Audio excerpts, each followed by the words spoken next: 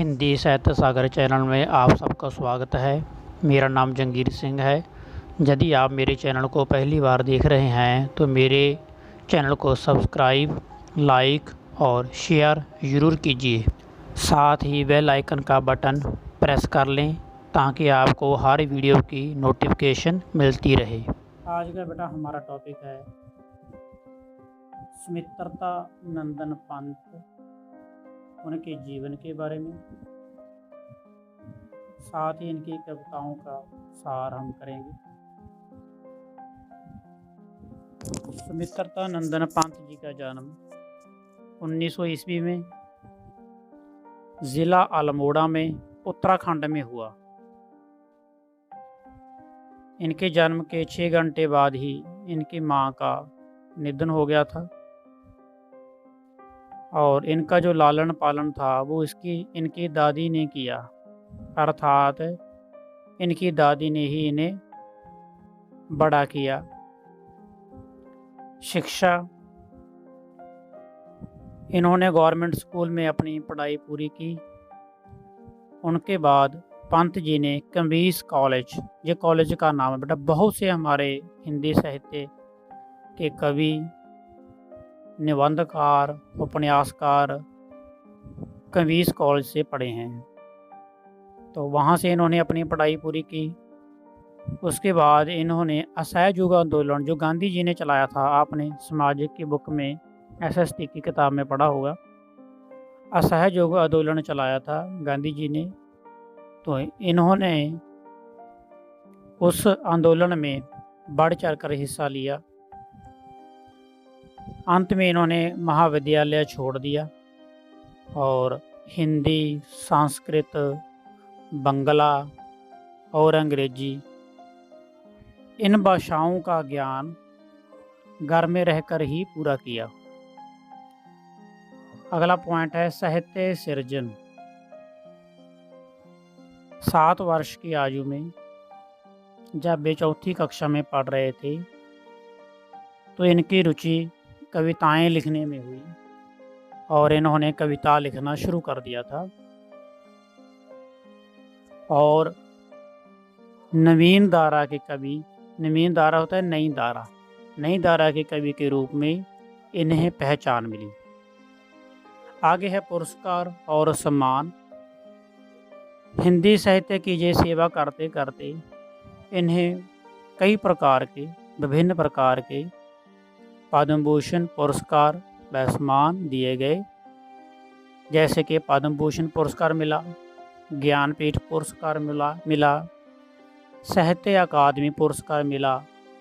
उसके बाद Soviet land Nehru पुरस्कार इन्हें प्राप्त हुआ और 2015 में एक डाक टिकट भी जारी की गई जिसमें इनकी खुद की तस्वीर लगी हुई थी डाक के टिकट में। सम्मान, वो भी एक सम्मान ही था।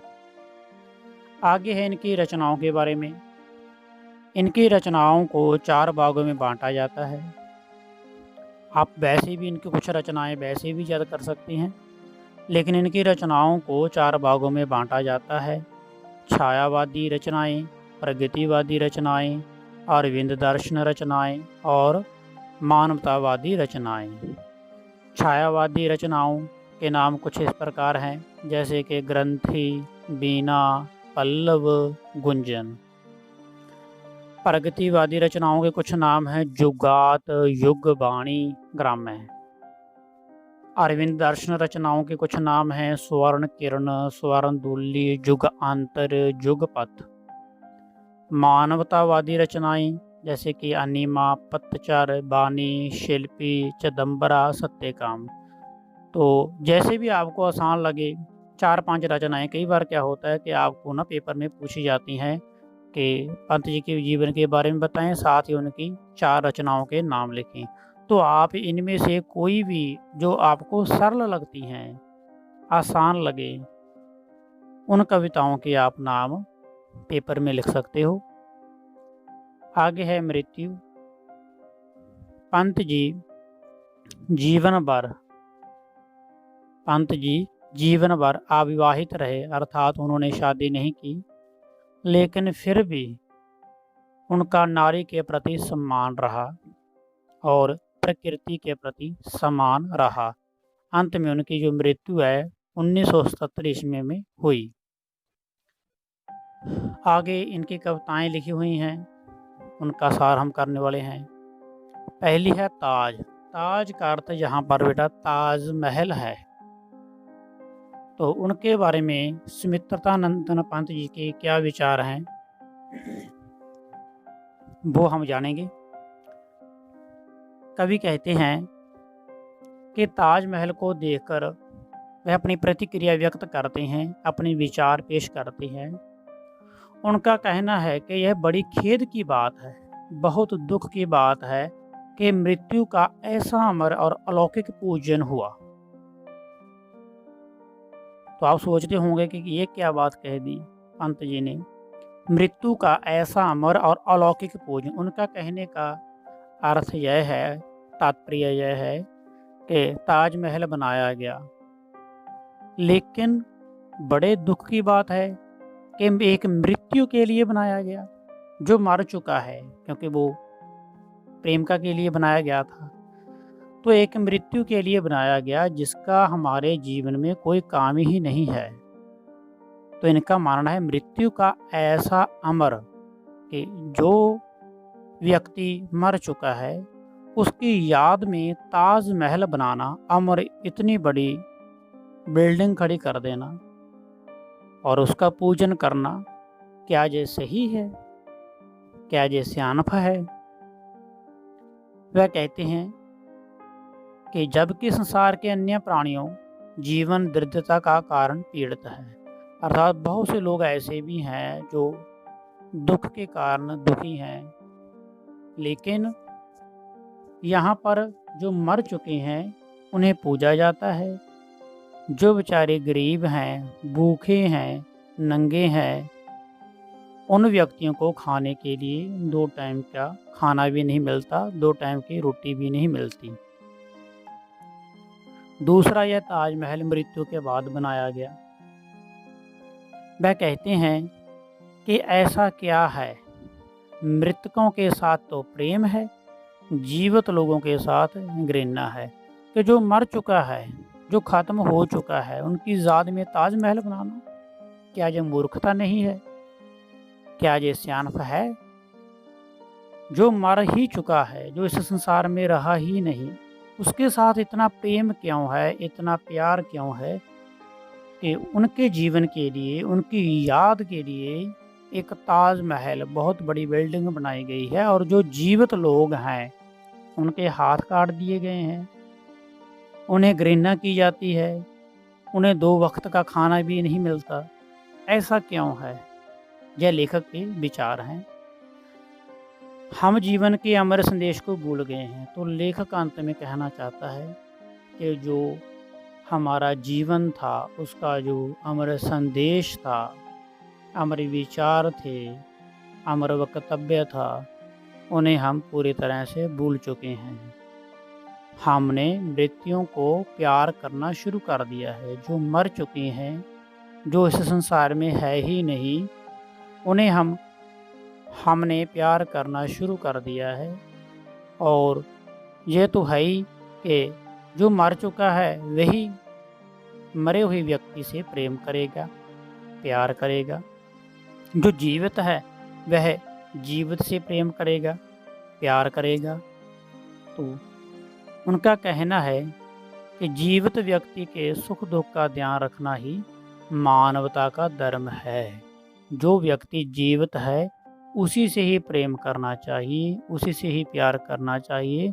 जो मर चुका है, जो ख़त्म हो चुका है, उससे आप प्रेम करके क्या करोगे?